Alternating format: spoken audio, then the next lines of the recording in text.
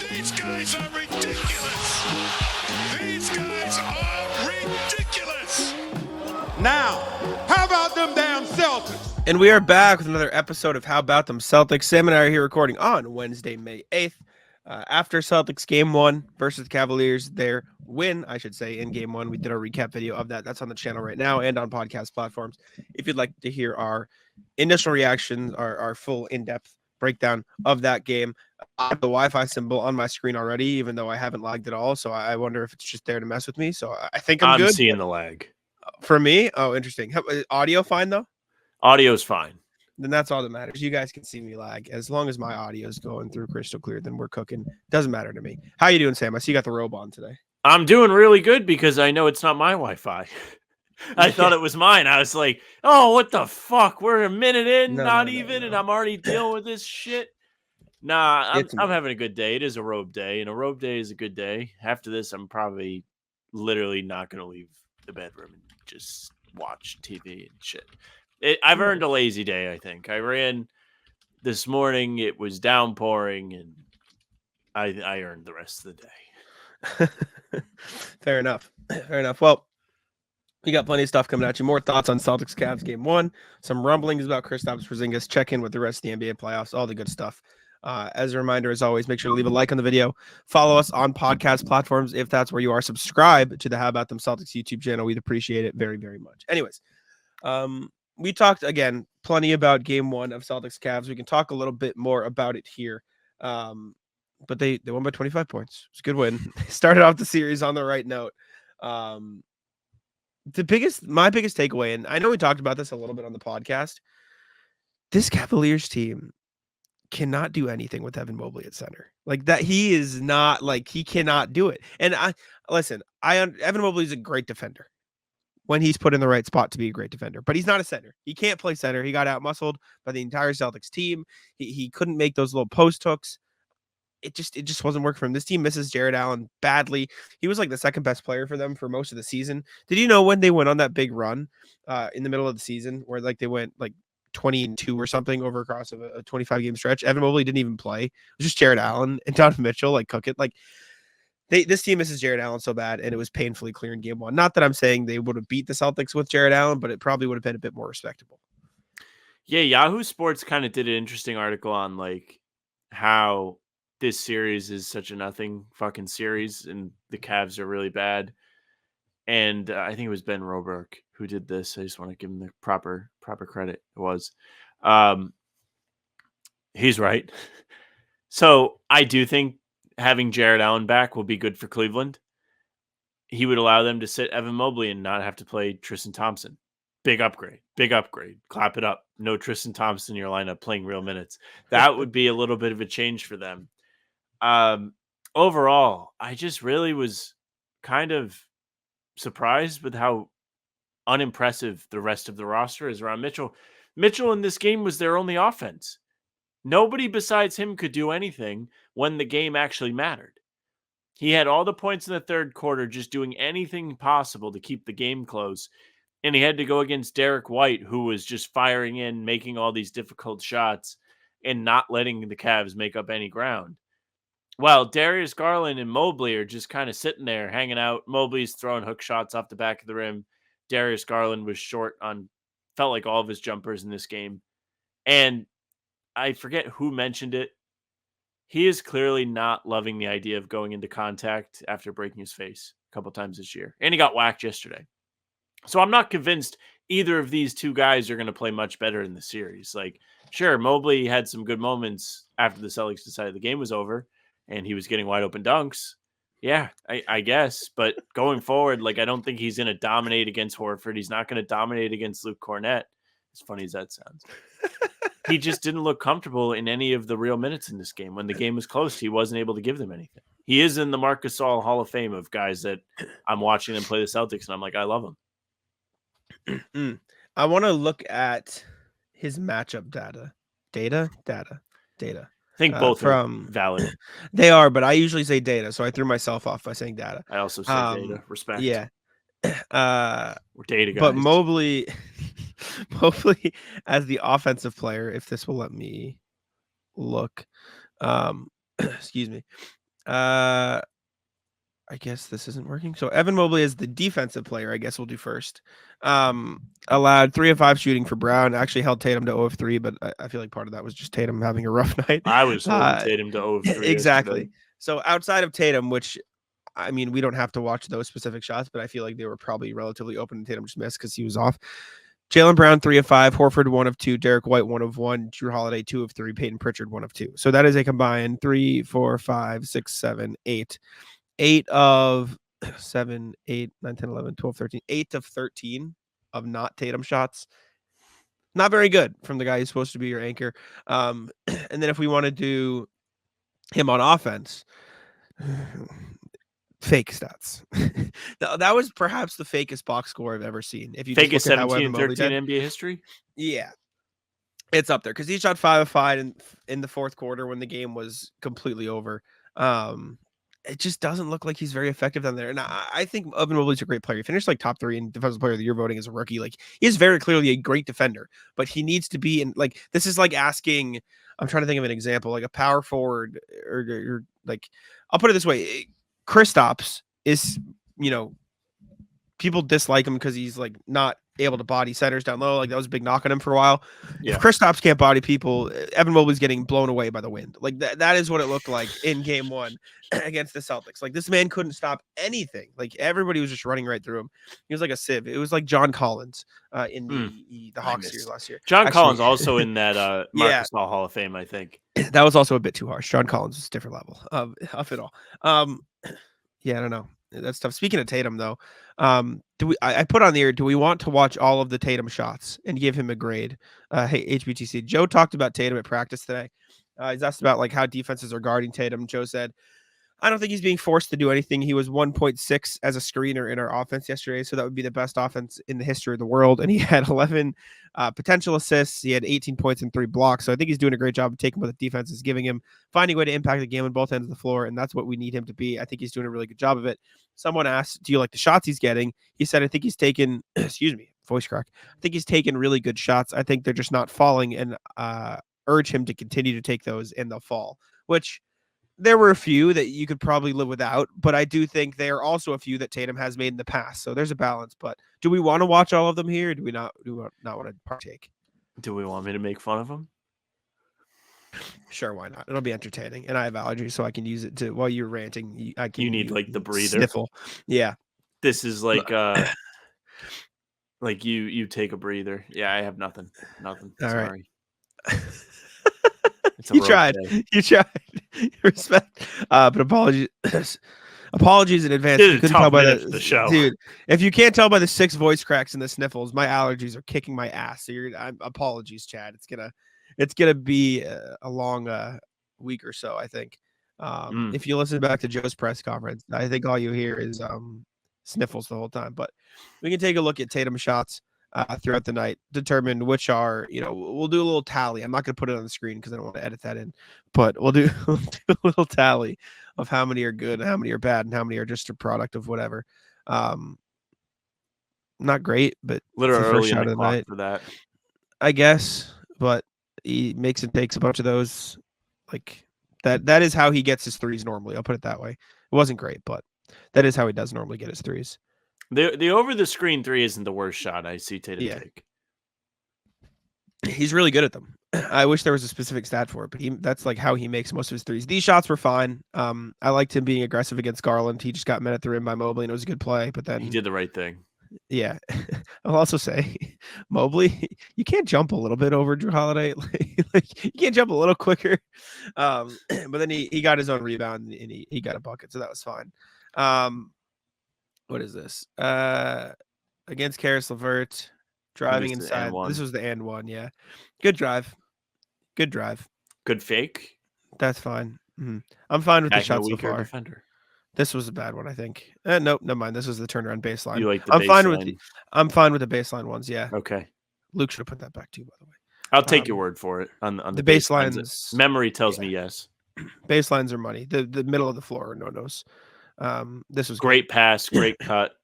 This is a great play. Work. This was super fun. The second quarter is where I remember watching and wanting to put my head in the microwave. Uh-oh.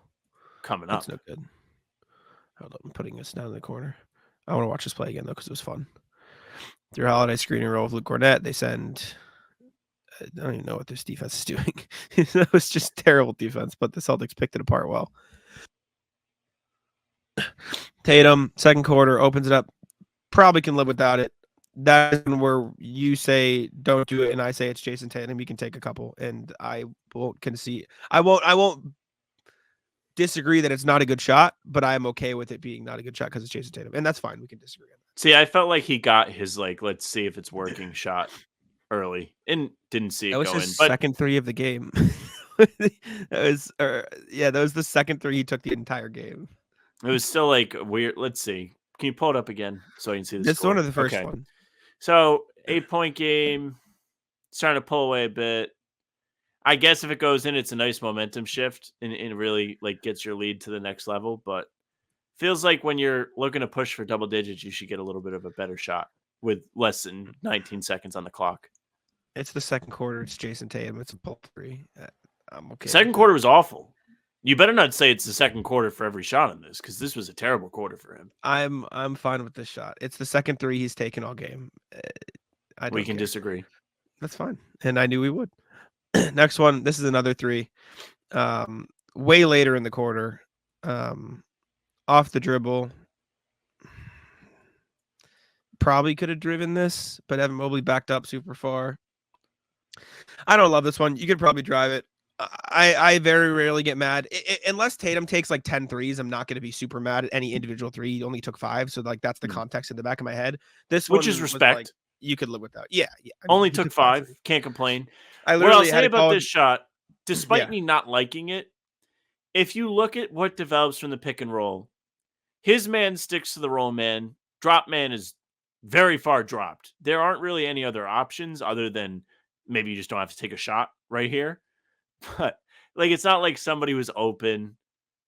I don't love the shot, but it's not ridiculous. It's not I don't know. I can't really pinpoint it for you. He did have a lot of space too. He made the right pick and roll read is what I'm trying to say. Mm-hmm. Fine. I'm not too mad going into that. That parts of the rim. Whatever. Next one, Max Strus on him, backs him down. Also, just another point, as soon as Jayson Tatum hits the post up, watch the entire Cavs defense react. Look at them. They're like sheep. Oh shit, oh shit, oh shit, oh shit, oh shit. And then he gets inside. Maybe he could have dumped it to Cornette there. Ends up taking. See, I don't like that one as much, ironically. Of all the shots he's taken, that's probably my least favorite, and it fucking went in. But yeah, it went in, so no one cares. But of all the shots he's taken, that's probably my least favorite, the ones he's taken, because he could have. It was a difficult shot. It felt like all of his shots were difficult, and that's what defenses will do to you in the playoffs. Yeah, don't get me wrong. Especially with Jayson Tatum. Yeah, that one was open. He just was rough. This is one of the most open shots he gets all night, and he just airballed it. He even got time to set himself. Look how much time the defense gives him to chill and just take a jumper, and he's just off, man. He just had a really off night. Luke Cornett then went over to the bench and got pumped up. These are fine shots. He should have made literally both of them. It's just everything he was doing was short. This is where I had a problem with Tatum. He's got the frustration fouls. Come on. I get it. It'll happen. You'll get mad. It's natural. People get frustrated, but come on, brother. Just run back on defense. It's all right. It's just a bad night. I think these are quality shots. However, and I know it goes into it's Jayson Tatum thing, but if Jalen was doing this, you wouldn't be happy. And this isn't a Jack versus Jalen thing. This is doing just if he took the 2 shots, let's say 2 clips, because there were 2 shots in this clip.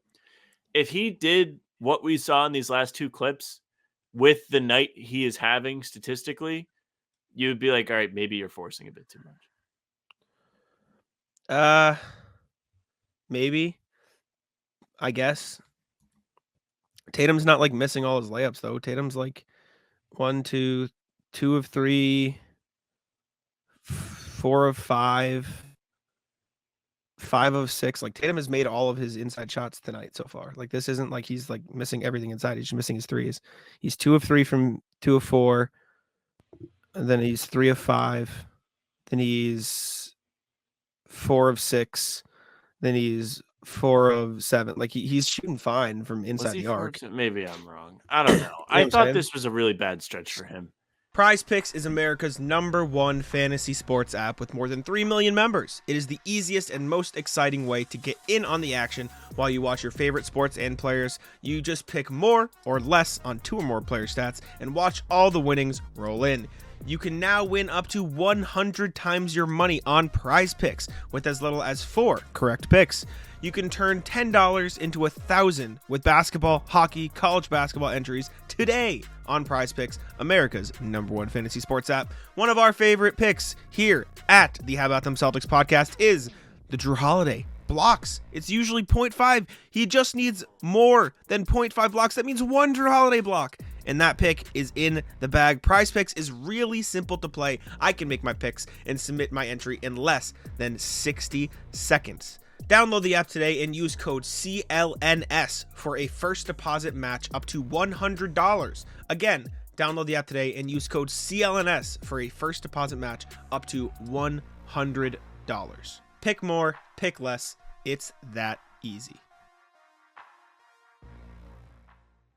I think I was just frustrated with the team as a whole because he missed 2 layups. Like he missed two inside shots, like 2 feet away from the basket. Like this was just an opportunity for the Celtics to really pull away because Cleveland didn't score at all in this quarter. Yeah, and he they just matched it with not scoring at all.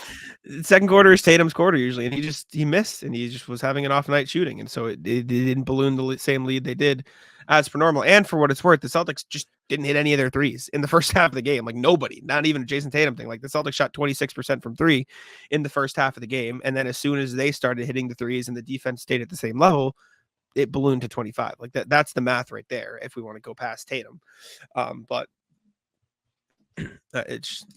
I mean, these are open shots. He shorts them both. Yeah, I don't like the frustration, but next, third quarter. Is this a 3? No, he drives on Strus.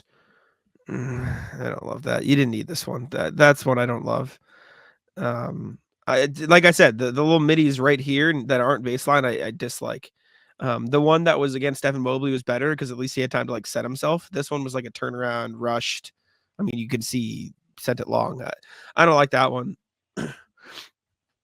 It's a little contested, but like this is a catch and shoot 3. He just was off tonight. Like this is Derek White's on fire. Please God help us, and this Cavs defense can't get out. And Tatum just missed a shot. I mean, if Tatum had a normal shooting night in this game, they win by 40. You know what I'm saying? Like they put up 120 points, and Tatum had a rough shooting night. I'm fine with that though. It's a catch and shoot 3. This one, Tristan Thompson on him. That's a bad shot. There you go. I'll give you that one. There's no need. I mean, not only is he is it a bad shot, but he had the entirety of the fucking Florida drive. So I'll agree with you on this one. He created space. Like it's not like he took a contested 3. He created space. It's just you don't need that. Like just drive. It's Tristan Thompson. He also had Max Strus as the help man. Yeah, you don't need it. And this was a point in the game where Donovan Mitchell was making everything. Yeah, they're up 14. It's like it is. I feel like a reason why maybe I sometimes get mad at Jalen is because usually when Jalen does it, it is like first quarter. You know what I'm saying? Like very close game. It makes them get off to a bad start. I can see that. Also, for context, this is when Derek White couldn't miss. It's true. This was a bad shot though. I feel like this was definitely Tatum. Like, God damn it, just please fucking let me make a 3. And he's made that shot before. It's just you don't need that right there. And then I think he follows Tristan it up. Thompson. Yeah, he follows it up by learning from his mistakes and bullying Tristan Thompson on the drive. So at least he learned. At least he learned. Next one. I'm sorry. I don't even care about Jayson Tatum. You want to know how I know how bad the Cavs defense is? Look at this motherfucker, Sam Hauser. Look at this guy down here. No one's even like an arm's length away from him.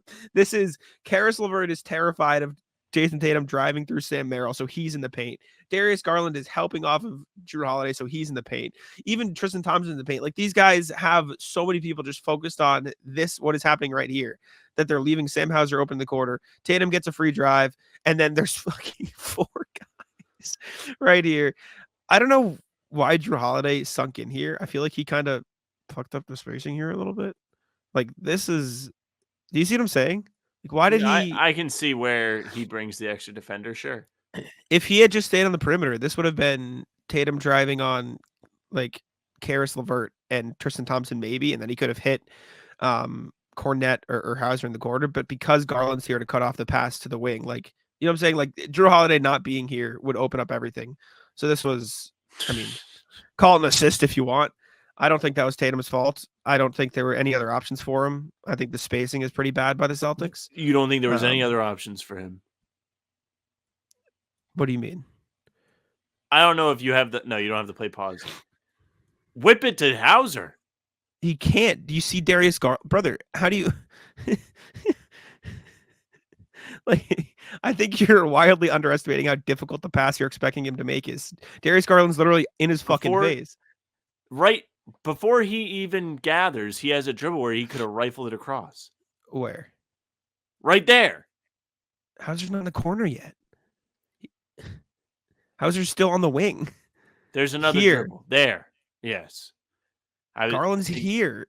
And he's dribbles like back, like, sure, maybe, but I feel like that's very nitpicky. I think you're underestimating how difficult that pass is with how many guys are in the paint right there. There's 3 Cavaliers defenders in the paint. Sam Hauser's just getting to the corner. Like, sure, maybe he could have. I don't think the pass. There's also like a jump stop option. Like, you also don't have to like go for like the reverse right out of that. I don't know. I think Drew Holiday fucked this play. I'm not saying Tatum did good here. Like, he fucking took a difficult layup, but I think the bigger problem is what the fuck is Drew Holiday doing? Why is he here? Luke, you already have Luke Cornette on the floor, who's a non-shooter. You can't sink into the paint like that. Maybe there was a part of the action where he's supposed to go down and pick LeVert for Hauser pass. I don't know. And by the time Hauser makes it to the corner, Darius Garland is just in Tatum's chest. Well, there is time, like when the ball's in the air, for him to continue moving to the corner. I guess. I think if that's your biggest gripe with Tatum, though, like, I think that's I don't know. I get it, but this is just not it's not an impossible situation. I think it's more difficult than you think it is. But he's not checkmated here. It's probably more difficult than I think it is, but it's I think it's in the middle of what we think. I guess, to be honest. It's possible, but I don't think in real time. No. Anyways, whatever. This is Tatum took a contested layup within 3 people. He tough drive. Whatever. I don't know. Whatever shot. Next one gets to the middle of the floor. Derek White. This might be my favorite Tatum shot of the game. That's a fine shot. He fucking great shot. He made it. He almost missed it. Still a great shot. Even if he missed No, this is a fine shot. Patient, pump fakes, lets the defense go by, wide open. Should have been a step back. No, I'm just kidding. This is a good shot. Love this is a good shot. The fact that he didn't swish this, though, tells you just how rough of a shooting night this man was having. No, it was he rough. Fucking bricked it. Next. I mean, at this point, it doesn't matter. This so is a layup. Yeah. This is the play they run all the time. Darius Garland's so useless on this play. And is that it? I think he came out and talked about this at practice today. I saw somebody put out the quote where he says the Tatum screener offense is like 1.6 points per possession. Yeah, it's like I read the that. Craziest fucking number. I read that before we watched him, dude. 1.6 as a screener, which he was like, his exact quote was, he was a 1.6 as a screener, so that would be the best offense in the history of the world. It's because he draws so much pressure that it gives everybody else so much room to work when he is in action. And so using him in any part of the action is a good thing. And especially when Derek White is the ball handler, like it's so useful. Also, watching all those clips back, he took 2 bad threes and like 2 bad. I don't think it was nearly as bad as so many people are making it out to be after watching all the shots back. I think when you watch them without context, it's certainly far like better looking. But in the context of some of those moments, it was like, read the room. Like Jalen has the hottest hand in all the land. Derek White's on scorched earth. Maybe we don't need Tatum time. I disagree. I think they're fine. I don't think, like, I understand there is a context to some of them, but a lot of the shots that you were complaining about were one with Jalen off the floor. So he wasn't on the floor. 2 in the second quarter before Derek White did the takeover. And 3, like, it's not like he took 30. Like, he took, 19 shots, 19. 18 shots, Less than a and season five average. threes. Like, I think this whole Tatum terrible night is wildly overblown. It's not nearly as bad as it could have been. No. Especially when you add in, like, he's efficient from two. Some of those were missed bunnies. He rebounded the ball really well. He played good defense. He was like 5 assists. Like, I don't. People are just mad because he's not scoring a million points, even after they got mad at him for years and years for scoring a million points and the team wasn't winning titles. You know what I'm saying? Like, people For just what can't it's make up their worth, mind. we talked about it last night. He was good not shooting.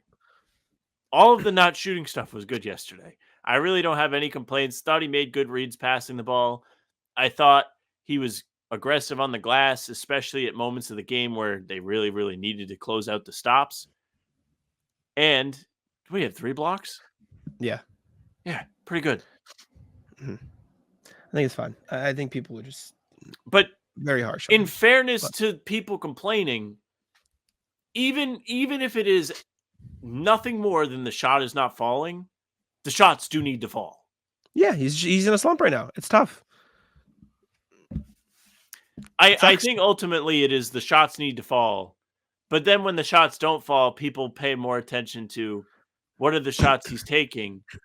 And while a lot of those shots were not bad shots, some of them are very difficult. And it's like, do they really need difficult shots? If those 2 catch and shoot threes go in, like, we're not even having this talk. You know, like, we're not even having this conversation. So, no, I mean, I think that's period. That's it. Like, I think that's point blank. Like, it's just, I don't know. I get it. A couple of them, maybe you live without, but if Tatum is taking 2 bad shots a night, I again say, chalk it up. He's Jayson Tatum. Took 2 shots. They were in the second and third quarter. I don't care. But maybe that's the just context of it being a slump is also important. Yeah, he's slumping. It sucks. He's slumping, so maybe don't take difficult shots or the most difficult shots.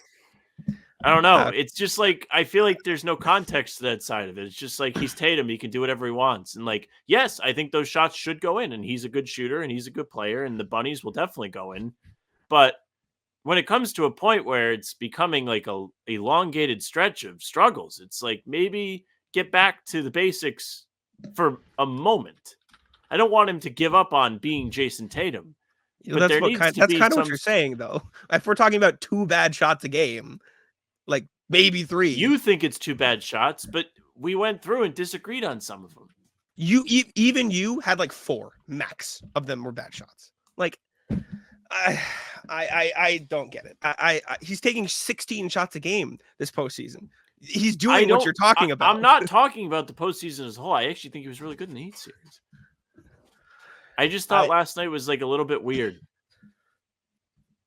All right, we can agree to disagree then, because I think he took like 2 or 3 bad shots, and if you want to say don't take those bad shots, sure, but I'm not gonna fucking kill him for taking 2 or 3 bad shots in the night where he was great He was great aside from shooting.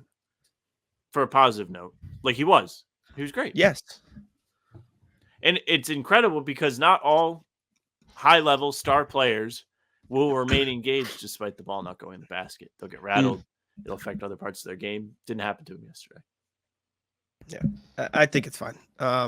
Anyways, anything else about this Cavs Heat series? Oh, you put the Cavs are so fucking bad. Do we want to talk about that too?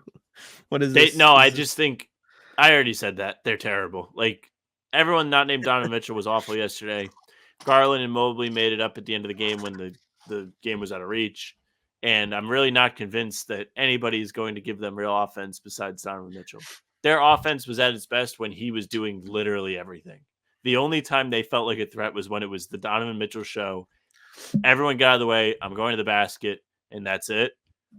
Anytime they tried to play as a team, it just didn't work because these guys can't make shots. I'm curious. I want to see if I can find the stat. Donovan Mitchell has scored 234 points this postseason.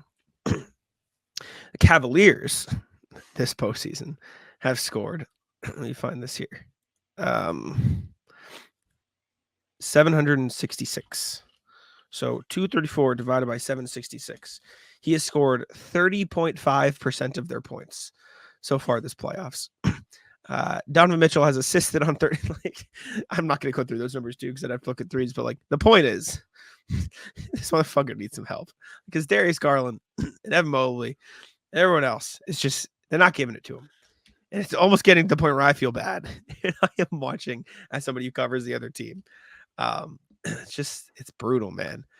It's so brutal. Only two other players on the team have scored 100 points or more, and he scored 234. For context, the Celtics, Jaylen Brown 146, Derek White 137, Jayson Tatum 127, and then a bunch of guys around 50. But also context is they played 2 fewer games, so like they did. It's tough. I also think, like, for what it's worth, these guys aren't getting any better. Like, they started the playoffs playing probably the best basketball they've played in the playoffs. Game 6, Mitchell has over half the points. And then bleeding into game 7, he has 89 and Cavs have 80 in those last 2 games. Probably not good. These other guys have fallen off a cliff. Yeah. I was trying to think of something else. This Cavs can't beat the Celtics alone. You just can't. Yeah, this Cavs team isn't very good, man. Even when Miami beat them, it was because of the whole team. And I think they could get a game. Like, if Donovan Mitchell has like an explosion and puts up 50. Oh wait, he did that in the Magic series, and they still fucking lost the game. I'm not going to say it's impossible for the Cavs to win a game, but like, I'd love to meet the Cavs fan who still thinks they'll win the series. I'll put it that way. Hey gang, let me tell you a little something about Game Time. The NBA playoffs have arrived. It's the most wonderful time of the year. Who doesn't want to get in on the fun? With Game Time, you can experience it with your own eyes. Get yourself great seats to games with even greater prices. That's right. You can save when getting your tickets with Game Time. It's an authorized ticket marketplace of the NBA, which makes getting those playoff tickets even faster and easier. Plus, the prices on Game Time usually go down the closer it gets to tip-off. Who doesn't love to save a little bit of money? I certainly do. I used Game Time back in March when I took the lady to a game. We went to see the Celtics play our Pistons, and it was great. I could look and see what the seat view would be just using the app. Didn't have to be surprised when I showed up. Plus, you do get those last-minute deals. They have the flash deals and zone deals. Zone deals, which you can choose a section of the arena and let Game Time choose those seats. You'll save a little bit of money that way. You can download the Game Time app, create an account, and use code CLNS for $20 off your first purchase. Again, that's code CLNS for $20 off your first purchase. Terms apply. Again, create an account and redeem code CLNS for $20 off. Download Game Time today. Last minute tickets, lowest price guaranteed. All right. Next thing, Sam. Lots of people crying about the Celtics, which I don't know what that means. So, what is this? A lot of people on Twitter, Reddit, talking about, oh, the Celtics have the easiest road you could possibly have. Now, usually when you work to earn the NBA, not even the Eastern Conference, the NBA's best record, yes, you would assume that at least in the first round, you're going to have the easiest possible matchup. Typically, when the Celtics have been good over the last X amount of seasons, that hasn't happened. This year, finally caught a break. Then, I want everyone to remember why they're playing Cleveland in the second round and not take your pick of Milwaukee and New York. I think it would have been Milwaukee. Because the Cavs punted on purpose on the last day of the season so that they would not have to play who? The Sixers in the first round, maybe. That's what it was. Yeah, it's so they wouldn't have to go against the Heat or the Philly or something like that. Like, they wanted the Magic, effectively. They ran from the grind. Yes. So the Celtics are in a spot where they're just playing who's in front of them, and people are like, yeah, easy ass schedule leading up to the finals. Everybody's getting hurt. They have the most cakewalk. Sure, I don't care. I don't care who they play. Dude, as long as they keep winning, doesn't matter to me. So Celtics, they can only play who's in front of them.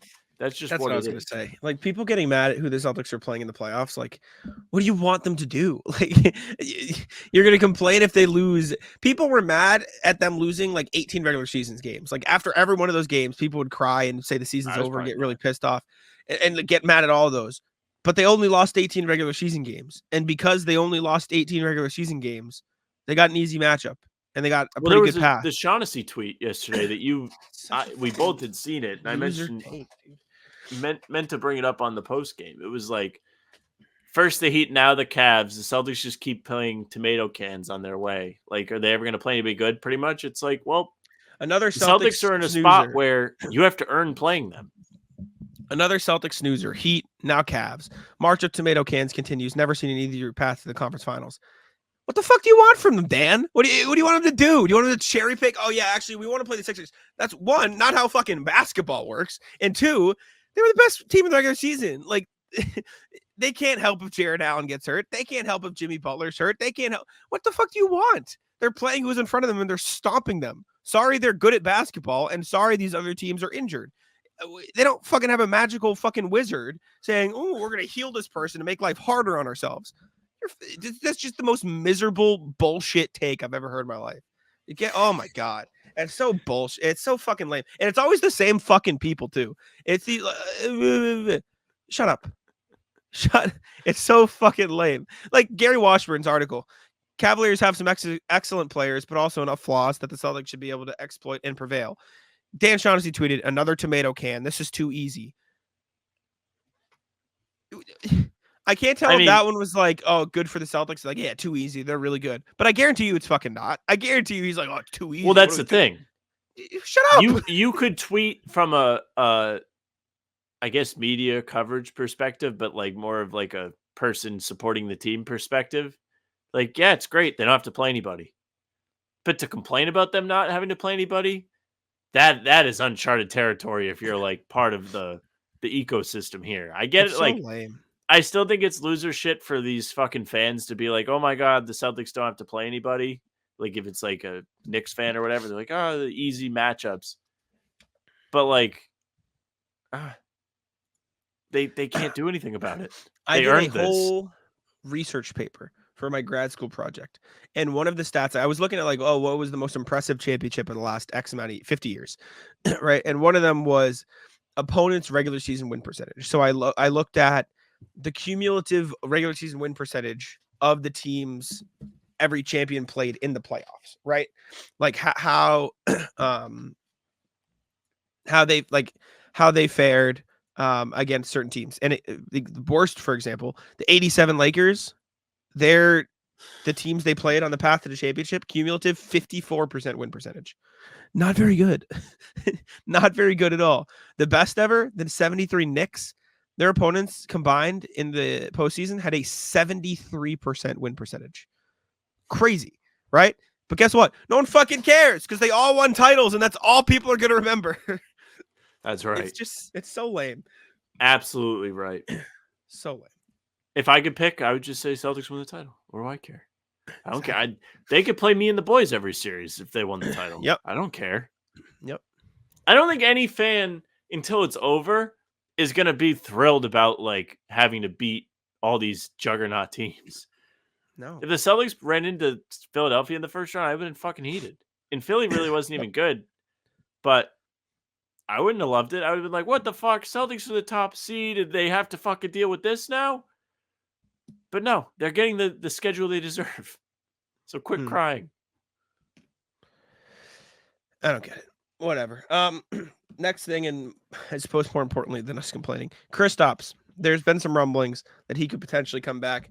Steve Volpet of Heavy.com tweeted out something along the lines of Cleveland, the Cavaliers are preparing for Kristaps to play the series. I've heard rumblings coming out of the Celtics saying the same thing. Cleveland radio guy saying the Cavs are anticipating he'll be back. Joe said it's not as bad as everyone thought. People took videos from practice of him walking normally. I didn't go to practice today because my car's in the shop. But could be back, apparently. Apparently, Porzingis' injury isn't as bad as people thought. It's already been almost 2 weeks since it happened. So he's like, it's getting there. Or I guess not almost 2 weeks, but it's been just over a week. I guess I'm over exaggerating because I What think happened Monday? I think game 1 marked the 1 week point. And then the start of the Eastern Conference Finals will be 3 weeks. That I know for sure. So there is that. But people are like, yeah, he looks pretty good. Sam, I'm going to say this again. I've said it a million times. Please don't bring him back against the Cavaliers. You don't need it. The only reason to bring him back against the Cavaliers, and maybe this is like, I'll play devil's advocate against myself. If you really want to get him ramped up for a series against a potential Knicks team with Isaiah Hartenstein, who's like a strong motherfucker, maybe you test him out against Plywood Evan Mobley. That is the only counter argument I have for not playing him against the Cavs, but you clearly just don't need him. So I don't know. So here's what I'm going to say. I think if you have Kristaps ready, unequivocally ready, no doubts, he's good. Yeah. Play him against Cleveland. Sure. Because that is a better starting point than having to get thrown right into the deep end against a Knicks team or Pacers team, applies to both, with psychopath, crazy guy energy.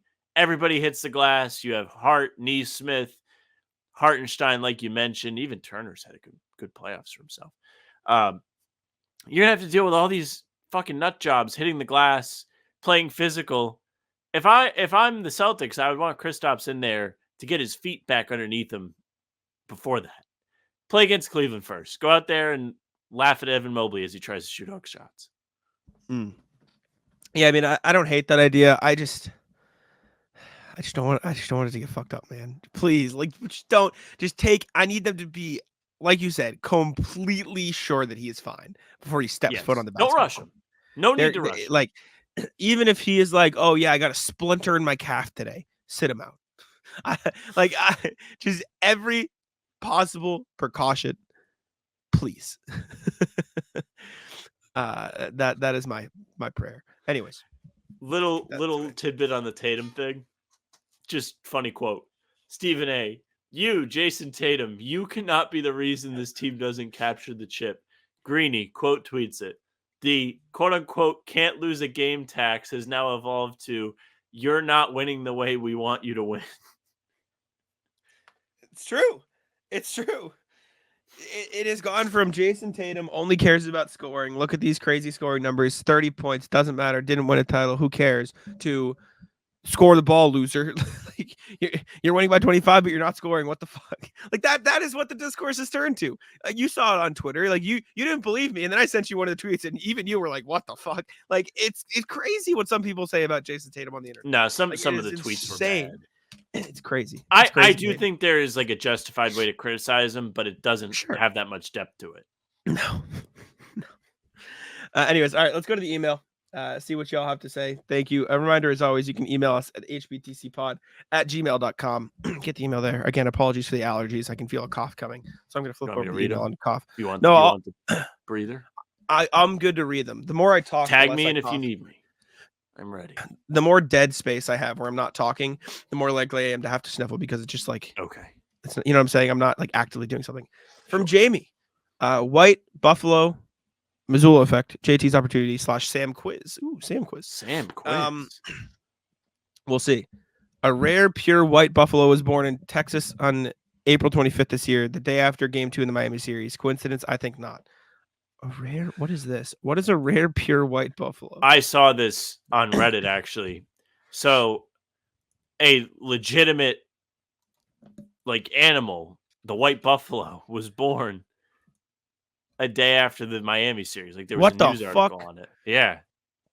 Look at this thing. It's Derek.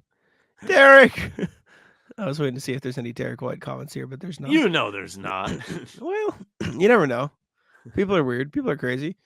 All right. I did see this on Reddit. People were going nuts. Next one. The movie The Town was recently a top 5 movie on a streaming service. Probably true. And then 3. Don't look just in case this is the quiz. With the finals run this year, Jayson Tatum can pass the following on the all-time playoff scorers list: Rasheed Wallace, Paul George, John Stockton, Byron Scott, Chauncey Billups, Jimmy Butler, Rip Hamilton, Kevin Garnett, and possibly Bill Russell and Ray Allen to become 30 8th on the list. Celtics still have 7 players higher on that list. Can Sam name them? Ooh, let me look this Havlicek. up. Hold up. All-time Havlicek for NBA sure. playoff scores. Okay. Havlicek is Pierce. 15th. Yep. Havlicek is 15th. Pierce is 24th. Yep. Tommy. No, he's already passed Tommy. Sam Jones. Sam Jones is 34th. Yeah. Oh, wait. There's two Sam. Wait. There's two Sam Jones. Oh, sorry. I was looking at NBA/ABA. Sorry. Yes, Sam Jones. All the things you said are correct still, though. Yes. Bird, Mikhail Parrish. Bird, yes. Mikhail, yes. Parrish, yes. How many have you named? I had Havlicek, Sam Jones. Big Yeah. 3. It's 5. Pierce, 6. Kuzi on there? Kuzi. Nope, he's 67. Huh. Who else is up here? I'm like, no, because it doesn't list the team as well, so I have to like look. You said Bird, you said Havlicek. Yep. You said Mikhail, you said Pierce? Yep. Ooh. I Jojo found White. him, yeah. No. I wouldn't have guessed this name. Cedric Maxwell. No. I give Point. up. Dennis Johnson. Yeah. Yep. He won with Dennis Seattle. Johnson. 24th, right behind Paul Pierce. Good question. Thank Good you, Jamie. question. Ray Allen 2. So I Ray guess Allen one was wasn't counted. Named on the list. Oh, Allen and KG, were on. Russell, Okay. and Ray Allen. Yes. Okay. Cool. Nice, Jay. Thank you, Jamie. Next one, RJ. What's poppin'? Keeping Al spring chime fresh. Happy Tuesday, folks. I know one of you scoffed this morning at the notion of Tillman Arcata seeing the light of day against the Cavs, but I'm curious to know how many minutes you want Al to play per game in the series. Hand up, my bad. I guess Tillman did end up playing, 3 minutes? Against, well, how many of those were garbage time? Or were none of them garbage time? I'd be curious. No, he definitely got out there in garbage time, I think. Against the Heat, he mostly stayed in the 22 to 26 minutes per game zone, only getting 34 in game 4 when KP left midway through. Al can stretch out to 32, 36 minutes a night and Luke getting the balance. I keep thinking Boston benefits more by keeping Al's minutes in the high 20s and rotate to X-Man or Nemi for 6 to 9 minutes. Both break off the playoff wrapping and stay ready, guys, but also keeping to keep gas in Al's tank for the ECF and finals. We don't know when KP is coming back, and when he does, we don't know how effective he will be. Better to have Al fresh and the law firm of Cornette, Tillman, and Cada. Sharp down the road. Be well, RJ. I guess, yeah, Tillman ended up playing a few minutes prior to the fourth quarter. I think the solution, though, this isn't me saying like run Al a bunch of minutes, just play Luke a lot. It's really good. Luke is really fucking good when they play him real minutes. Can you stat head this, Jack? I don't know if this is how stat works. What are his numbers in games he played more than 20 minutes this year? Like averages? Averages. All right, let me see. That might be a stat muse. Luke Cornette averages. Feels like he's been awesome anytime he has to play significant minutes. 20 minutes. Let's see. This could be watered down by a little bit of garbage time, but let's see. No, that doesn't show up there. I can tell you. We can get. Oh wait, I think I can do it. Hold up. Let me cook here. So Luke Cornette, he played 20 plus minutes in 13 games this season. In those, okay, no, I can't do it that way. But he was very good. When he played 20 plus minutes, the Celtics were, what is that, 11-2? I mean, they were just very good in general, but still. Just wagging when Cornette plays real minutes. Go on. I unfortunately can't find the exact averages, though, because it won't let me, like. Let me do that. We're going to get cooking here. Where are you trying to look? I'm going to go on NBA.com and just kind of like pull up his. I have his stats in games where he played at least 20 minutes. I just can't average them. Oh, yeah. But like just read down like. Oh, yeah. Points he had 20-8, 8-13, 6-9, 12-9, 4-10, 11-8, 12-6, 16-10, 8-9, 6-5, 4-6, 2-7, 14-6, and that's it. So pretty damn good. Pretty damn good in those minutes.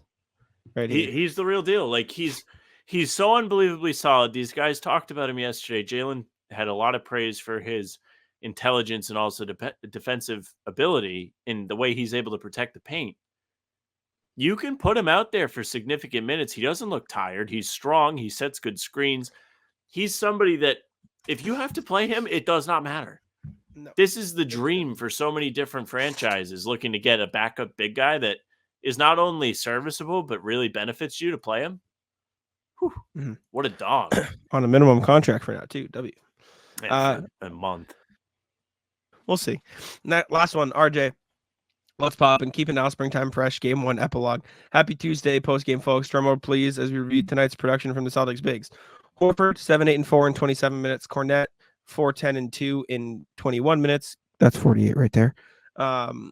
Tillman, 2-3-0 in 7 minutes. Cated, 2-2 in 2 minutes. Total production from the forehead, 5. Was 15 points, 23 rebounds, 6 and 2 blocks, 1 steal, and all of 1 turnover. Celtics win each quarter and up 1-0 in the series with the biggest margin of victory over the Cavs this year. Be well and let's get this done. RJ, who is enjoying himself, the no scoffing section. What is the no scoffing section? I don't know. Oh, Thank you you, can't RJ. scoff at those guys getting minutes. I guess so. Even though Horford and Cornette still combined for 48. They just shred double bigs. NBA time. Let's do Mavs-Thunder, Sam, shall we? Game 1 was on Tuesday, followed up the Celtics game. I watched it while Jack was at the pressers before we recorded. I think I got to halftime. Thunder look really, really good. I was a fan of Chet's yesterday. This man, Chet, loves a putback dunk. That man is always going for putback dunks. He had great energy in this game. I thought the Thunder played well off the crowd. The crowd, by the way, which is the best at wearing the shirts. The shirts that they give out. Yeah. Unreal game. But you have on here close until it wasn't. It was close because I remember looking down at my computer and seeing 65-68 or something like that. And then I got down to the press room and I was like, let's watch the Thunder game. And they're up by like 30. And then they were just killing them. And it wasn't close anymore. J-Dub had a great fourth quarter. Couple threes, super cool dunk to kind of put the game out of reach. Similar to what Jalen did for the Celtics. Really, really strong showing. Now I'm going to point out a lot of talk about Jayson Tatum shooting slump. And maybe I'm just not on the right side of Twitter. But this man, Luka, is doing the same shit, but not winning. So I'm curious what the deal is with a lot of these talking heads out there. Stephen A. Smith, thoughts? Listen, I would tell you, I've been telling you forever, I'm not floored by Luka. He's just not playing well so far this postseason. He only took 19 shots, I guess. So just unmoved. 1 of 8 from 3, 5 turnovers, minus 21. Kyrie was good in this game. The Thunder just killed him. The Thunder team looks good. Thunder are very similar to the Celtics, where they're just well-rounded. They have enough guys to where, if, for example, if Cleveland did exactly what they did to the Celtics to the Thunder, it would go in a very similar fashion. Having the Avengers looking at Tatum every single play, having them look at Shea would go very similar. J-Dub would get his buckets. Chet would get his buckets. Luke Dort would get buckets. Giddey would even get some buckets. I don't know. Sam, how mad would you be if Aaron Wiggins put up 16 on you in a playoff I'd be game? mad as hell. he made a couple big ones. Like, part of the reason why that game was close and then it wasn't was because he came in and made back-to-back threes in the second. Got it moving. Yeah. That'll do it. Also, Thunder something we have didn't not talk. let anyone crack 100 points in this playoffs, by the way. Well, 5 games, all under 100. They did play Mavs Pelicans. is impressive. I was going to say it was in fact the Pelicans. So, gotta pull up this little clip I put in. Also need to say this. Nikias Duncan tweeted this out, and we put it on the sheet but didn't talk about it. 32 assists to 10 turnovers for Tatum in the playoffs so far. Oh, Boston with a 126.4 offensive rating with him on, 101.7 with him off. Living in the flow state right now. Shots haven't fallen for yet, and it looks like this. Like he is like I put that on the sheet and I forgot know you about did. it. I'm sorry. He is like one of the most impactful offensive players in the postseason so far, and he's not making shots. Like that's crazy. The lack of turnovers is so impressive because we just kind of talked about it. The amount of attention he gets from defenses is unmatched. And he's not giving up the ball. He's not wilting. He's not fumbling under the pressure. he's still, for the most part, making really good decisions and finding open guys and setting his teammates up to score. Awesome. Yeah. Pull up this Luka clip. Tatum's been great. Where'd you send it to me? It's in the sheet in the Mavs-Thunder section. I know you use the top. I was waiting for the private chat. All right. Let's take a look. So what is this? It's just a Thunder fan. He's trying to get the ball from a Thunder fan. The Thunder fan throws it. I will say that's lose your behavior. Fuck off. No, it's not. You can't do that. You're telling me if LeBron was playing against the Celtics and somebody didn't give him the ball when he wanted to inbound right away, that'd be lit. Respect. No, you can't do that. That'll Sure get you in can. trouble. No, you'll get. It might get you in trouble, but respect. I think you'll get kicked out. I don't know if this guy got kicked out. You can't do that. Like you can't do that. I'm against that. I'm all for like fans being against people. Blah, blah. You can't fucking kick the ball away from. What's worse, that or Jamal Murray throwing the heat pad? Jamal Murray throwing the heat pad because that's directly like impacting the on-court play. But like, bro, fan avoids $100,000 fine. You can't do that though. No, I don't. Jamal Murray was not ejected. No, $100,000 fine though. No, I don't like that though. Speaking let's of, see. Nuggets are dead.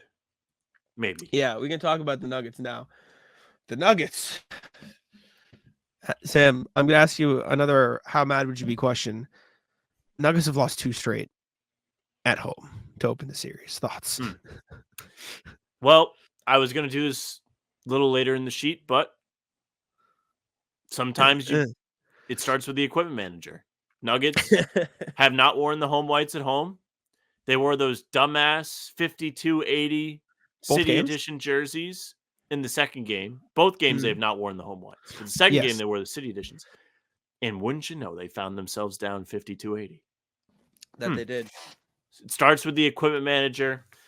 Would I be pissed? Yes, I'd be irate. I'd be devastated, especially when you're a team like Denver that really doesn't get flustered very easily. But Minnesota has been playing really, really good defense on them. They have done a tremendous job making things difficult on Jokic. They've pressured him, bringing up the ball. They don't really let the ball start in his hands, or he's going to have to earn it. And that's made a little bit of a difference for Minnesota. Minnesota is just firing on all cylinders. They have Ant, Supernova. They didn't even have Rudy Gobert in the last game. No, congrats to Rudy Gobert. Had a kid. Respect. Gilbert Arenas went on his podcast and was like, maybe the funniest take of ever. Do that. What a fucking idiot, man! It's his kid. I gotta go find the actual quote because quote was actually fucking hysterical. He said, "It'll be there when you get back." It will be there when you get back. Facts. Rudy Gobert. No wonder his teams always fizzle out in the playoffs. He doesn't have that dog in him. He should be more like Gordon Hayward, who missed the birth of his only son, I believe. Did he say that? Is this Celtics? No. This is me shitposting. But Arenas, kid will be there when you get back. So dumb, man. It's his fucking child. Hysterical. Get out of here. So lame. Good for who? Gobert having a fuck. Oh, I thought you said Gilbert. I was like, what the fuck? No. Good for Gobert. Good for Gilbert. Everyone's talking about him. These guys, have you seen the clips of these guys having like Jamal Murray in the fucking torture chamber? Yeah, I saw some of them. Pull them up. Let me find one. I want to find this one specific clip. Nikhil Alexander-Walker? I can't. I don't even know what I would search to find this clip. But these two fuckers had Jamal Murray just like in hell. I'm going to go scroll Reddit and find one because I for sure know where to find it. Here it is. As you look. Yeah, here it is. This is what they were doing to Jamal Murray in game 2 of Wolves Nuggets. Like, look at this guy. He's trying to dribble the ball up the court. It's McDaniels and Nikhil Alexander-Walker just like surrounding. I'd be so annoyed if I was Jamal Murray. He's mad. I don't think they fouled him here. No, nobody fouled him. I was about to say the same thing. Everybody's hands were back. They were just really like in his space. Like they go for the ball, but like, dude, I'd be so mad. Oh, what they are bullying this dude. You usually can't do that in the NBA. You can't pressure guards that way. They usually burn you. Are they taking advantage of his calf injury? Jamal Murray, 3 of 18, 0 of 4. He had 13 rebounds, 4 turnovers. Jokic, 5 of 13, 16, 16, and 8, 4 turnovers. Michael Porter Jr., 1 of 7 from 3. Were they just closing out, or was he missing? That's my curious thing. Because like Jamal Murray, if he makes a few more of those threes, I didn't get the chance to either because it was softball. Are they just closing out really well, or did he just miss? We don't have to watch all of them, but like, open. It's open, but he got out. I was impressed at the initial closeout, but he got open on a step back. It wasn't catch and shoot. Next one. Oh, this man loves a step back. that was not. This man goes to sleep watching Tatum highlights. Jamal Murray, that's a crazy pass. Oh, you gotta make that. No, he missed. Next one gets open off a Jokic screen. That's pretty contested, and he makes that one. Oh man. Next one, transition. That's relatively open, and I guess at this point you got to find something. But man, it's bizarre seeing Denver not be able to put the ball in the basket like this. I mean, we talk about it the whole playoffs. It's math. Like the Nuggets took the fewest threes in the league this year, and it's catching up to them because the Timberwolves have a great interior defense. Like the Nuggets took 30 in this game, and they made 9 of them. Yeah, like, if the other team's playing good defense, you're just not going to win many games that way. I don't know, especially when you've got like great interior defense and great long defenders guarding the drives. It's just shout out the Wolves, man. The Wolves are crazy. Anthony Edwards is awesome. Karl-Anthony Towns is playing his role really well. He's played great in game 2. Alexander Walker has been nuts. Zach Lowe has been on this like rant, but I've listened to him. He's like, I cannot believe that 2 dog shit teams like the Blazers and Pelicans just let him go for nothing. Or it was the he was on the Pelicans for sure. Pelicans and the Jazz, because the Jazz, he was in the Conley trade. He was just like, oh, yeah, you guys can have him. He's just like, I can't believe these 2 awful organizations just like, no, we don't want him. All right, Knicks-Pacers next up. I watched a little bit of this game while at softball because there's a guy on my team who is a Knicks fan because he's from New York. Nick won, pulled it out. The worst people on the planet. Jalen Brunson was nasty again in this game as per usual. There was some what do you want to call it? Ref stuff. The referees were making their presence known. Okay, sure. What were the plays where they let their presence be known? Because like I said, I watched this a little bit while I was at softball. Okay. I didn't get to watch like super duper. So entire close to this game was dog shit. Neesmith playing defense. I believe someone tries to force a pass by him, or Jalen Brunson is driving and the ball comes loose. This is determined a kickball. The ball clearly did not hit Neesmith's foot, it hit his hand. However, you cannot challenge a kickball. Can't. So that went undone. Then, bunch of chaos ensues. Pacers choke all over themselves. Get a miracle stop where they double team Brunson. He's falling out of bounds, so he throws the ball off Halliburton. It goes back and hits Brunson. So the Pacers get the ball back. Chance to win the game. Miles Turner goes up to set a screen. They call an illegal screen, much like the UConn game that you did not like. Said they shouldn't call it with the game on the line. Screen goes, whatever. Knicks get the ball back. Up 1. Jalen Brunson is cutting while the ball is about to be inbounded. Yeah. Someone is trying to defend him. They call a hold foul. So he gets a free throw before New York even has to put the ball in bounds. He gets fouled again. Scores 3 total free throws in the same possession. Game is out of reach. Yeah. There was another one. I don't know what point in the game this was, but the Knicks challenged this call. So this was called a foul on Jalen Brunson. This was called a foul on Jalen Brunson. This was in the first or third quarter. Yeah, they called this a foul on Jalen Brunson. They challenged it, and then they gave him the block. And their reasoning was that the block happened and then there was marginal contact. One, that's not what marginal contact looks like. This is him completely impeding Turner's ability to shoot the ball. And 2, as this lovely screenshot points out, the contact was before the block. Like, it's not even close. It's not even close to being close. What are you guys watching in the huddle over there? They're watching Adam Silver's video message to them to put the Knicks through. All this to say, I think the Knicks deserve to win the game. Probably. I mean, maybe. Like, I don't think. Am I wrong? You're usually on board of like the refs didn't lose you the game. You lost you the game.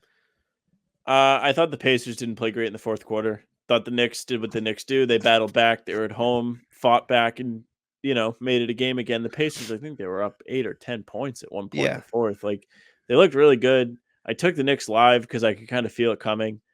But with all that being said, like, they still had a chance to win the game and didn't even get a shot off because the illegal screen thing. And then, I don't know.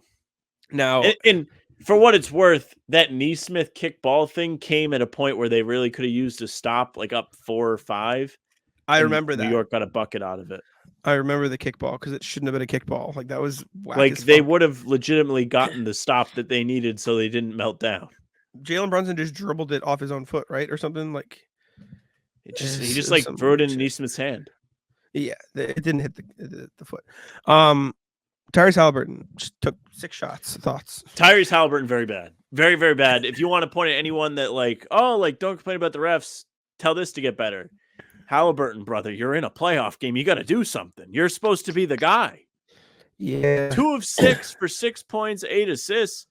He gave them nothing in the fourth quarter. You want to talk about them losing the lead? That's why. He had an open look on one of the wings for 3. And didn't even try and shoot it. It was brutal. I don't know what's going on with him. He hasn't looked great throughout the entire run so far. TJ McConnell, on the other hand, he's got the powers. He's a motherfucker. All right. Last thing for NBA. Follow up from the Heat drama. Well, Mitchell Robinson's out, by the way. For tomorrow's game? He's out 6 to 8 weeks. Oh. I heard Mitchell and I stopped listening. I was like, what? 6 to 8 weeks. That's big for the Knicks. Precious Achua time, buddy. Get ready to watch Precious play basketball. He was actually really just good played in the Sixer series. Only 6 players instead of 7. No, Precious was like good in the Sixer series. Like he looked impactful when you put him in the role. He did an okay job on Embiid, but that man can't make a layup for his. He made a couple of rebounds. He can't offense, not a strong suit, but he does rebound, which is kind of all the Knicks need. Got the O'Shea layups. Have you? So you've watched a bunch of these Knicks games, right? A decent amount, like 6 years into now. That fucking Isaiah Hartenstein floater is the most. Like, I'd be so mad if that motherfucker is just that shit doesn't miss. He's got unbelievable touch from free throw line and in. Just hits the rim, rolls around, always finds the bottom. It's a magnet. It's crazy. Credit to him. He needs to make those. But all right, last thing, Miami Heat follow up from their Pat Riley's weird press conference. Zach Lowe on Pat Riley on Jimmy Butler said that opened a lot of eyes around the NBA. My phone was lighting up during the Riley press conference. They are ground zero for the NBA offseason starting right now. Now, Riley said he wouldn't trade Jimmy Butler, Sam, but he says a lot of things. I don't know if I believe it. Go into the review. It's too early in the season to fully talk about what would a trade look like. But I love the trade machine. You have the odds? Oh, no. Do you have the odds? There was odds up on one of those aggregation accounts that was like Philadelphia first, and then it gets worse. I don't remember what the rest. So they were like plus 200. Let's see. I don't see them anywhere. I'm gonna Google it. You just pull up the trade machine. So, trade machine. Now, unfortunately, Sam, I don't think you will like what my favorite landing spot for Jimmy Butler is. I don't think you'll be a fan. I think you'll be very mad, actually.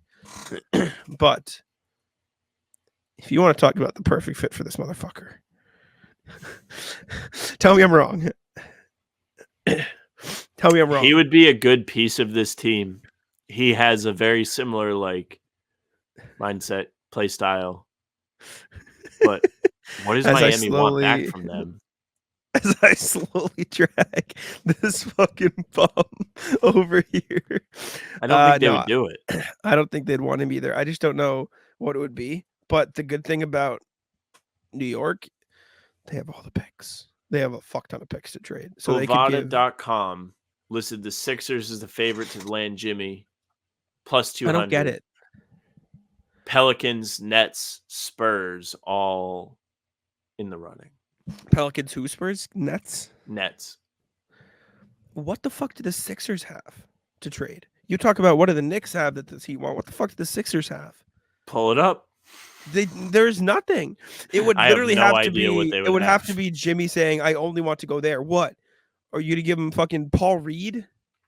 And they have cap space. But that doesn't help Miami. Miami doesn't have to take back salary. They can take back picks. They have picks. No. They don't have picks maybe they down do. the line. Maybe they do. Maybe they do. They have a 27 and a 29. So they have a couple. I wouldn't firsts. mind those. You think Embiid's going to be playing healthy in those years? He's I don't still know, there? man. Would you rather that, or would you rather like get? I guess there's not as much here. Like Miles McBride is fine. I guess they really did offload a lot of their young pieces this season. Like, would you sign and trade OG Anunoby for Jimmy Butler? I wouldn't actually. That's bad. No, OG's better.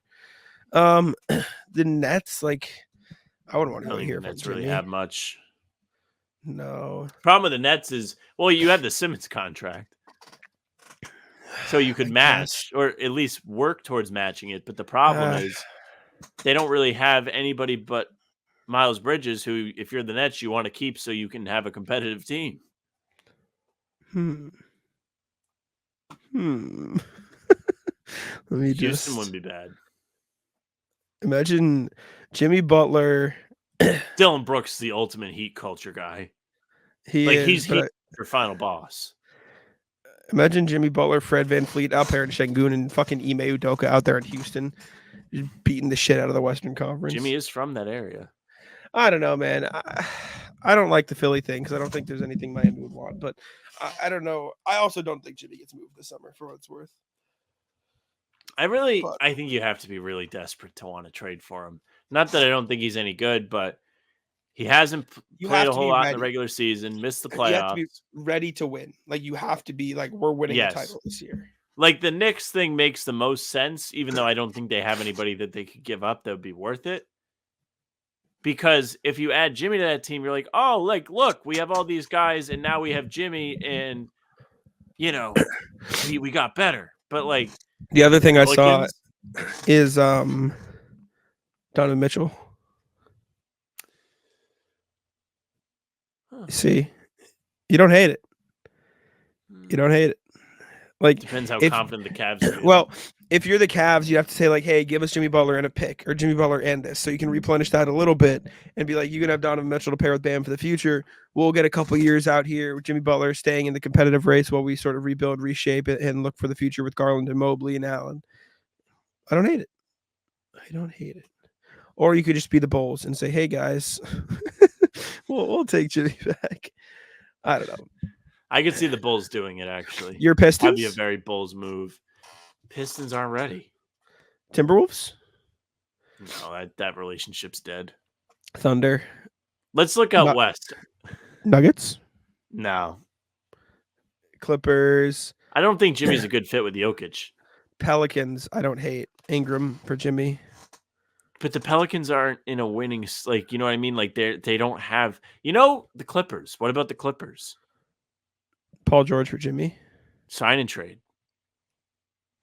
I don't hate it, but I don't love it because it hurts your shooting. And it they're does. Probably close to the same page. I don't hate the Pelicans as much as you're saying. I think if you put Jimmy on that Pelicans team, they're a top 4 team in the West. At least. I think they wherever Jimmy goes next is going to be like the Celtic Shaq version of him. Not that he's going to suck, but like Milwaukee. You're going to have all these great versions of Jimmy, and then it's going to be his last stop wasn't as impactful. What about Memphis?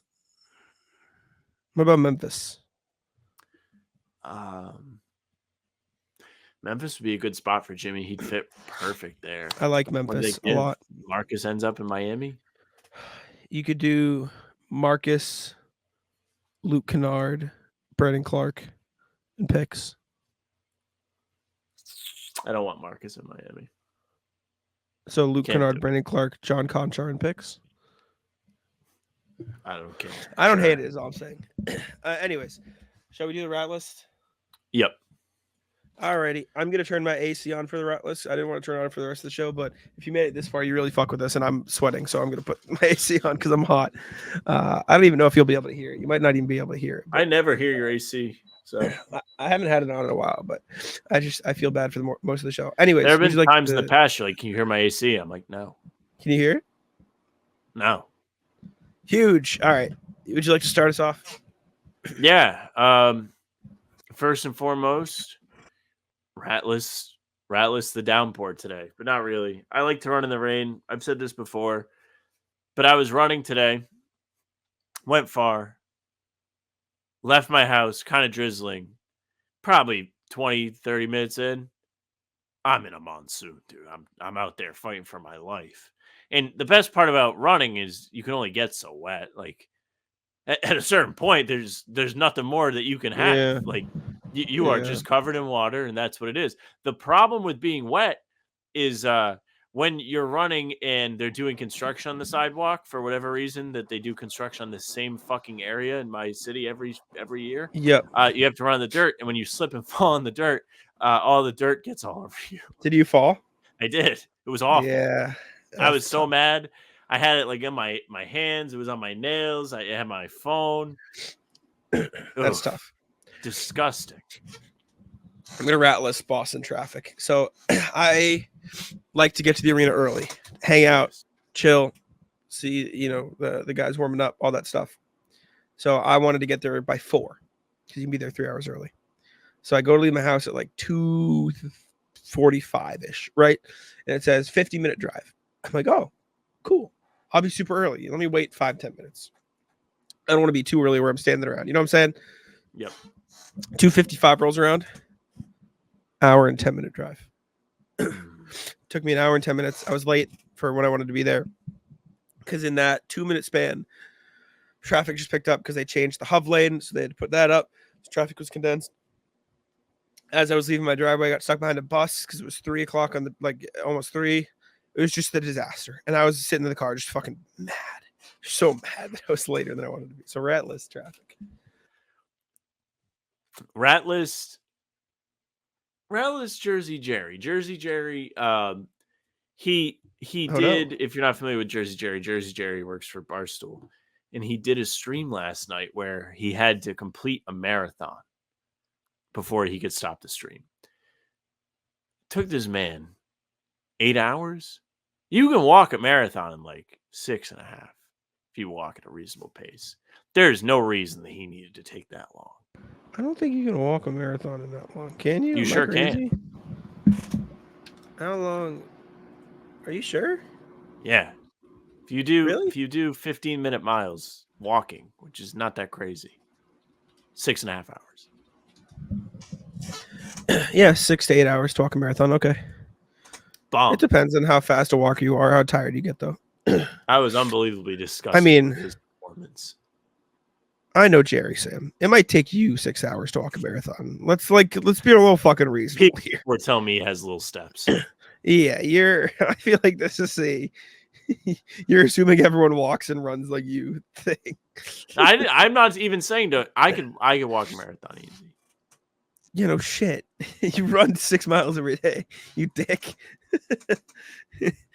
Oh, really, Sam? Could you? It's almost like you fucking train for it every day of your life. You shitter. Rallis my allergies. I've been sniffling all day. I've been sniffling everything.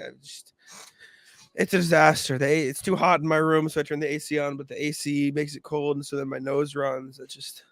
I've been a mess all day. Woke up coughing. It's cooked. I'm cooked. Yeah. It's Jover. That's it. It's simple. I'm not pleased. Hold on. I have a rat list. Uh-oh. Also, Jake Eisenberg to fill the time. 3-point attempt leaders in the playoffs in threes per game. Dame, 12 threes a game on 42% shooting. Luka, 11 threes a game on 23% shooting. Derek White in third at 9.3 a game on 50% shooting. This dude is nuts. Rat list, Tony Maz from Felger and Maz.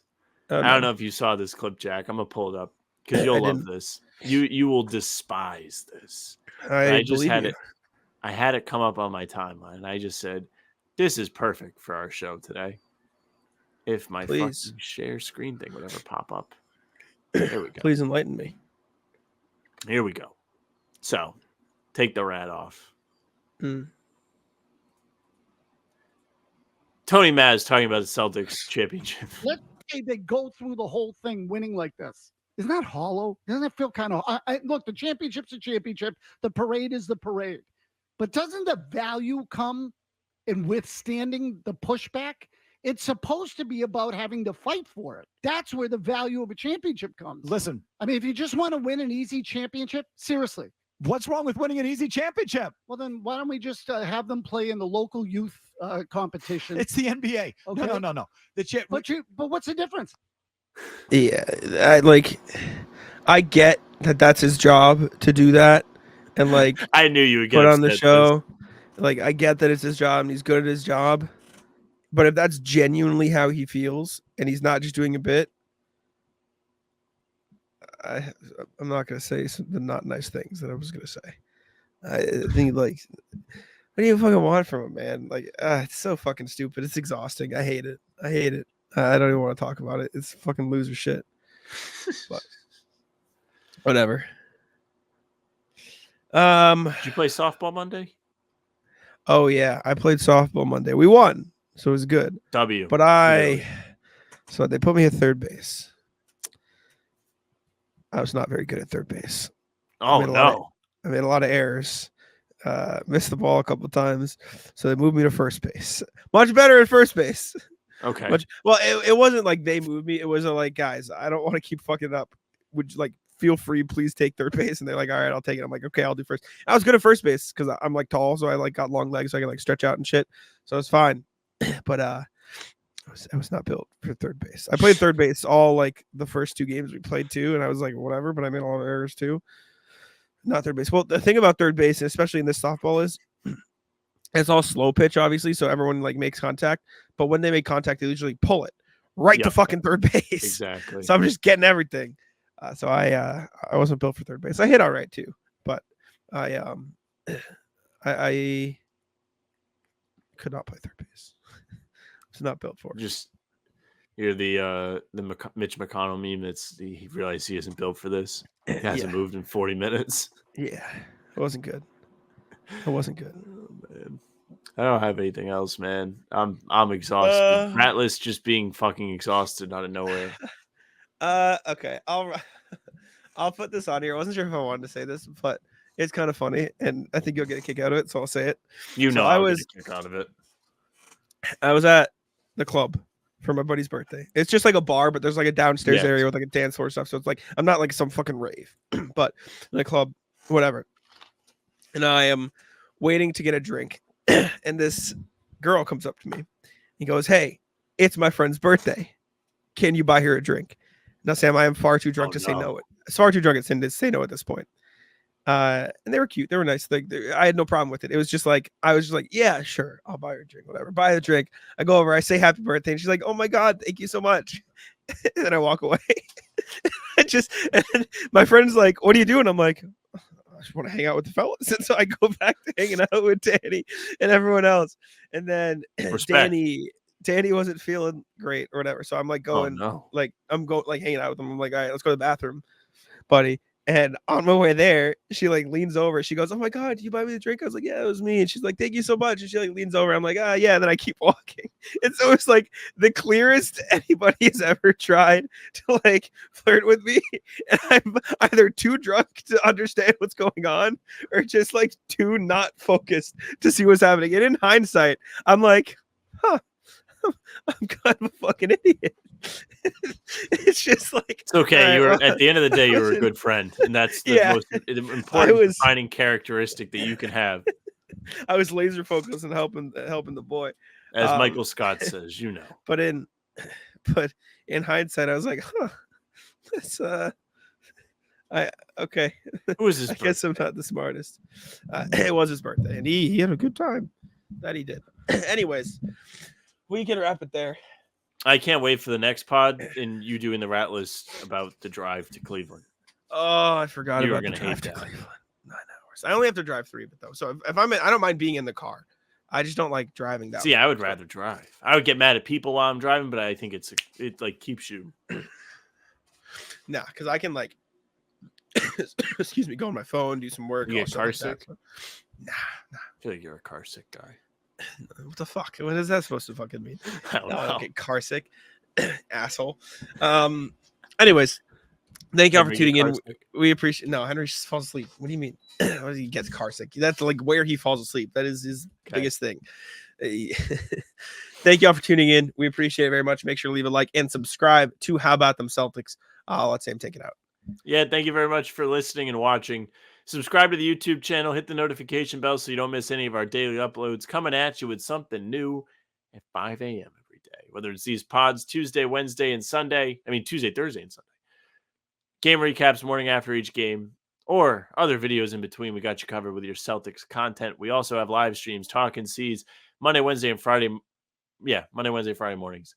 Celtics Roundtable, Tuesdays around 6. Pre-game, half hour before every game. It's a ton of fun. Come hang out for all of them. You don't want to miss any of it. Hit the bell, leave a like. Find us on Spotify and Apple.